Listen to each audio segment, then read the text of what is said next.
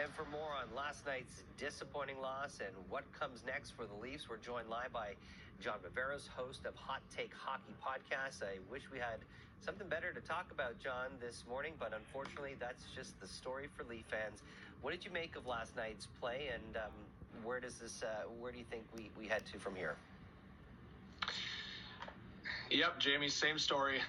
We've seen it repeated over and over again. You look at 2013, down 3-1 in the series, they come back, choke it in Game 7. 2018, same thing. 2024, same thing. I do think this kind of, wrinkles the plans a little bit, because if you lose Game 5 down 3-1, I mean, the answers are pretty straightforward. But the Leafs, they did come back. They did crawl back in this series without William Nylander at points in this series, without Austin Matthews at points in this series. And then Joseph Woll with the mystery injury after Game 6, after stellar performances from him in Game 5 and Game 6. So the excuses might be there, but I think there's some major changes to occur here. I mean, you've built kind of off of a core four here, almost $40 million. So I think when you're looking at maybe Mitch Marner with a year left in his contract, John Tavares, the captain, a year left in his contract, there's definitely things to consider here. William Nylander and Austin Matthews just signed long-term, so those guys are here to stay. But past that, I would imagine you're open to a lot of changes. New CEO, Keith Pelly for MLSE.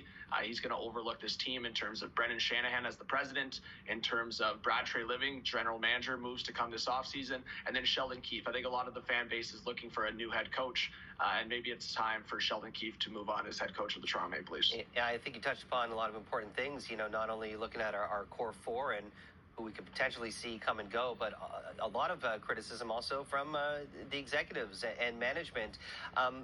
This is we've been here so many times, and I'm wondering, as Leaf fans, as people who invest so much of their time, their energy, their love, and their money into this team, after another first round exit, how do you think this is going to impact Leaf fans? Do you think they're going to continue to be diehards, or do you think we're going to lose some of them because they've just said, enough is enough? Yeah, Jamie. I mean, I think for a lot of fans, the loyalty is getting thin. You always want to be loyal to your team. I think as a city, as a fan base, this is one of the better fan bases across sports just in terms of loyalty. I mean, 1967 jokes are not just there for nothing, right? I think talking about, even for my generation, seeing my dad not see a Stanley Cup, I think when you're talking about decades and decades of disappointment, but more so with this core four and with this era of Toronto Maple Leafs hockey, I think fans are really getting tired of just kind of running it back, the same thing over and over again. It's kind of that word insanity, just doing the same thing, hoping for different results. And I do think when you look at other Stanley Cup winning teams, you find a way to get it done.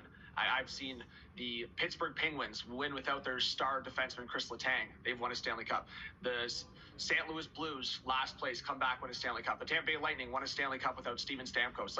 At some point, the excuses get thin, and the fans are feeling that. And I think at some point, you've just got to make a change to make a statement to the city, but also to the fans that have been so loyal to you. So regardless, if you feel that the big guys on this team will eventually figure it out, the loyalty might get thin by that point. So I think at some point you've just got to make a statement. Sure, you can make the changes in upper management and coaching and all those things, but to just kind of repeat things with the major guys on this team, I think at this point is silly. So you've got to make a statement, especially for the fans that are really losing patience here, Jamie.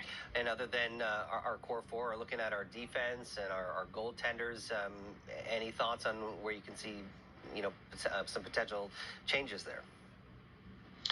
So the Leafs only lost 2-1 in Game 7, but I do think how your team plays in front of a goalie says a lot, and I think they really played confident and as a team without Austin Matthews in front of Joseph Woll. So I think Joseph Woll is the goalie of the future here. I'm not going to ultimately blame Ilya Samsonov for the loss. I think fans, and including myself, I think look at the 2 goals against for Boston at Game 7, and maybe Joseph Woll is there to make the big save and a 1-0 victory. But when you're riding a 4% on the power play, it just wasn't good enough. And the defense, I thought structurally it was good, but I think the skill set and to match up there, the Boston Bruins, for one example, Charlie McAvoy, Hampus Lindholm, 2 just beasts that can step it up to the playoffs. As much as Morgan Rielly has been a great force for the Leafs for a long time and had a great playoffs last year, he just wasn't that this year, and after that it really falls off in terms of a game-changing dynamic defenseman. So they had the physical playoff-type guys on that back end, but just not enough of the big horses to get it done in my eyes. And again, blame Ilya Samsonov for not, but I think Joseph Woll, after the 2 victories in Game 5 and 6, he was ready to carry this team to maybe a series victory. But of course, down with the injury, and I think he's the goalie to go to in the future. Well, as we always say here in Toronto, there's always next year, right, John? I guess, Jamie, we're going to be here next year. We appreciate your time, John Viveiros, host of Hot Take Hockey Podcast. Thanks for joining us. Thank you. Well, runners have taken over the city's